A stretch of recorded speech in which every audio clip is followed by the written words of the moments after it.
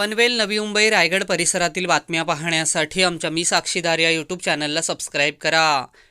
मसाजच्या नावाखाली सुरू असलेल्या वेश्या व्यवसायातून 6 महिलांची गुन्हे शाखेतील पोलिसांनी सुटका केली।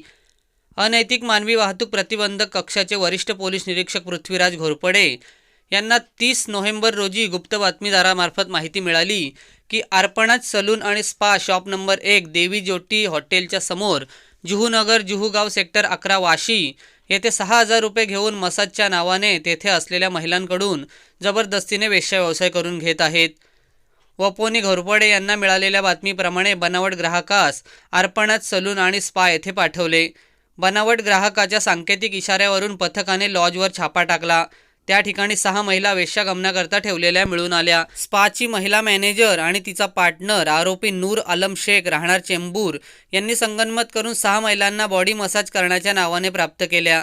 त्या महिलांना वेश्या व्यवसायासाठी बनावट ग्राहकास दाखवून व्यवसायाचा मोबदला म्हणून 6,000 रुपये स्वीकारले।